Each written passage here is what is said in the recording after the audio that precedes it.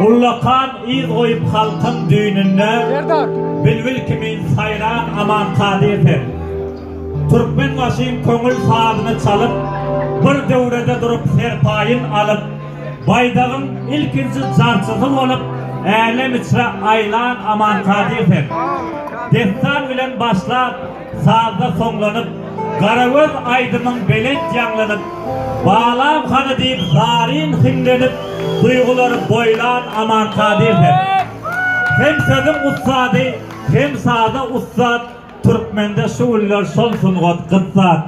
Hoca sağdan dağını dem vermen kıssat coşup yanıp kaynan aman kadirdir. Ne karol didirdin ne tuğ didirdin il günüme bolsun yalı söydirdin. Perzentlerin artık çoğuluk söydirsin. Sol akbakta tayyar aman kadirlerdir. Yani hava uzak oldum derken edip bana artık çoğuluk söylemeden şeyini kutlamak dediği versin. Ehvan adamlar kerim zalimine sahip sıkıda bir el sarpa aliyenda.